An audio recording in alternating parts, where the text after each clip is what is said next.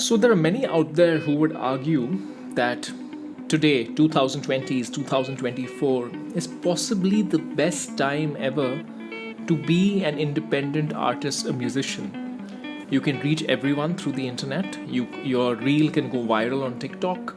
You can distribute to everyone using, say, DistroKid on Spotify, on Apple Music, whatever. So it is a good time to be independent. You're no longer dependent on other people, on other benefactors, so to speak. But I'm going to take the opposite opinion for a second here, and I'm going to argue it. I'm going to tell you why I think that this modern world may actually have made things a lot worse for musicians. Let's get right into it. So hi everyone, welcome back to the Ministry of Guitar. My name is Utkarsh Mohan. Hopefully my collar is straight, as sometimes it's not.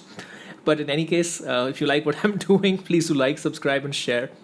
I don't do this for a living, I do this for fun. I do this as a passion project, but passion also needs encouragement, so thank you. Everything helps. Now, the beginning of this video, I talked about why the modern world may be the worst time to be a musician. And I want to focus on the word musician. And I'll tell you why. I saw a couple of things recently that sparked off this thought, right? One video was Mary Spender's video on her YouTube channel, which is basically running like a business at this point in time. She's got 3.5 employees.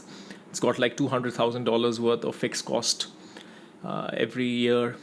So there's that. You can check that out. It's a good video. The other thing that I also was recently looking at, as you guys know, I'm really into cars. I was looking at Singer. I've been aware of them for about 10, 11 years. These are the people who make $2 million cars. They make the best version possible of Porsche 911s. And the musical connection you may not know is that the founder of Singer is a singer.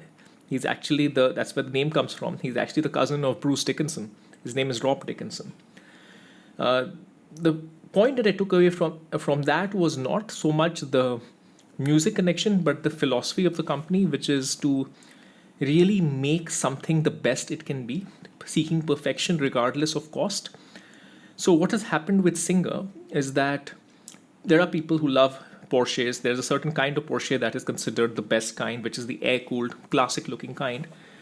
But Porsche, being a mass manufacturer, always compromises, right? Any company that's a large company always compromises. So to make the perfect Porsche, you literally have to go to it with a no compromise attitude. You have to get the best parts. You have to take the no compromise. And the consequence of that is man hours. The consequence of that is labor time. And because there's so much time and so much bespoke work that goes into each of these Singer cars, which take basic Porsches from a certain era and turn them into these ultimate Porsches, that these things cost between $1 to $2 million. They don't cost that much on a per man hour basis.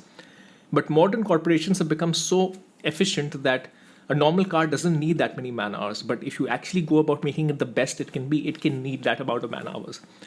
Now, the good news for Singer is they have plenty of benefactors, wealthy benefactors, who are willing to do that. So there are people, I think they make a few cars every year. Everything is spoken for. I think their waiting list is like a decade or something. So you have enough wealthy benefactors, enough rich people who believe in the vision of making that perfect Porsche, and they're giving Singer, the company, the time and latitude to make that perfect thing. And if you look at it, in the past, before the modern information age, before the modern mass media age, before the era of superstars and rock stars, and I've talked about this in this other video, before this era, the way craftsmen, artists worked was there was no mass media career to make you your living. You could not go and make a record that 1 million people could listen to and pay you money, or get 1 million people to come and 1,000 people to come and watch you, because there's no amplification or anything. What you did was you pursued the craft that you pursued. Maybe you became the best violinist ever. Maybe you became the best pianist ever. Maybe you became the best opera singer ever. And what you usually had is you had benefactors, rich benefactors. If you think about the entire Renaissance, what it was a lot of it was these artists, and I'm talking artists here, not musicians, but those two, who were supported by these wealthy merchant families. Hence, they could pursue the kind of art that had no commercial obligation. Think of the kind of stuff that Michelangelo did. So there's that, right? So what happens is when artists are pursuing art just for the sake of art not for the sake of a commercial objective, you get amazing art, which is not compromised by the need to sell, right? And the reason you're able to do that is because you have people who have the leisure and who have the financial resources to support you in your vision of making said perfect art. What has happened in the last 100 years of mass media and a mass entertainment industry is that the waters have been muddied a little bit. The waters between art, entertainment, and commercial enterprise.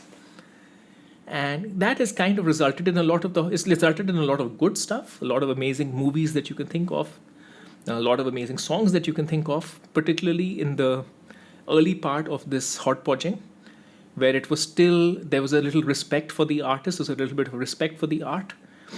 Making money from it was part of the process. But as I've said many times in many of my videos, that what has happened is that capitalism, being ever resourceful and ever improving, has figured out how to turn this resource of artist into a cog into the money making machine. So the end objective is not the art itself, it is the product that the art is packaged into in order to sell more, in order to create more shareholder value and money and that sorts. And that has not just muddied the pool, I would say that has turned the pool into something else. This metaphor is getting stretched here. So there are a few consequences. If you're a musician today, if you're pursuing music just for the sake of music, your avenues are very, very limited. There are no rich businessmen or rich whatever patrons, whatever it might be, to support you. That's not how the way things work anymore. How it works now is that either you're making something with everything you're making is with some commercial end in mind, unless you're sitting and playing by yourself in a room. And when you are trying to make something with a commercial end in mind, you have to suddenly start developing a whole new skill set. So take, for example, Mary Spender, who we talked about in the beginning. She's no longer just a musician trying to make music. She has to manage a company. She has to figure out how to manage people, how to manage the cash flow for her business because she has employees to pay, has to figure out her social media game, has to figure out everything. That's no longer a musician pursuing music for the sake of music. That is a business person who wants to be a musician. And business is the way for them to pursue their passion, but they are essentially doing business primarily, which is the case with most so-called YouTubers.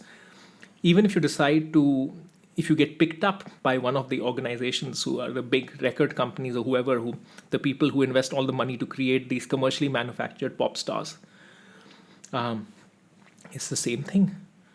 You're ultimately making things to a brief. You may think even someone like a Taylor Swift has full creative freedom, and that's kind of what people will lead you to believe because of all the narratives, all this new album reflecting her personal life. It's all the narratives that people want to hear. I can assure you that what's going on in a large record company or in a large business of which a musical artist is a big part is it is not entirely left up to the artist's creative desires. That artist is probably surrounded by a bunch of hard-nosed professionals, professional songwriters, professional market analysts who know what's going on with the market, who can recommend, right? So the waters of creative expression have been massively muddied here. So all of this led me to think, if you are a musician, I'm not talking about being a person interested in music, if you're truly a musician trying to be the best musician that you can be, what is better? Is a world better where you can actually pursue music, and if you're good enough at your music, you get people who appreciate that music and support you? I'm not saying that this is an easy world. It was a difficult world to begin with, and you're to the whims and fancies of said supporters. That is one world that used to exist before the mass media age. Or is it better that you are at best part-time musician, mostly full-time businessman? This is even true for very, very successful bands. Look at Periphery from the metal space. The guys have said it themselves that Periphery, the band, is a passion project, and most of their money is made from other things, selling gear or whatever else that they do, running clinics. So do you want to be so if as a musician, then you are a part-time musician at best, but mostly a businessman or woman trying to run your thing, trying to self promote, trying to manage the cash flow. Is that really being a musician? So I don't think it is, and that is the reason why I think that as much as we think of now of technology, of mass media, of mass consumption as being a big boon, it is perhaps, but it is also a massive double-edged sword in the pursuit of true excellence. There is one caveat that I will say is there are people who are have two things. One, they have the leisure to pursue art for the sake of art. I think that still exists. You can still find them anywhere in the world. So that's one advantage of the modern information age. You can find these people. And you probably can think to yourself of certain bands which are not big commercial enterprises, but you really, really love. And they don't really make that much money, but it's good enough that they can survive, or they do a day job on the side to pursue the passion. Amateurs, so to speak, not professionals. The good news is you can access these amateurs, these amazing things much more easily. So that part is good. But I think the true pursuit of excellence, the professional pursuit of excellence, so to speak, because that's what you could do in the past, the professional pursuit of excellence of any craft, music, whatever else it might be, has been lost due to the mass commercialization. And that honestly is a bit of a shame. All right, I'd love to get your thoughts as well. Let me know what you think. I've been Utkarsh Mohan, and I'll see you next time.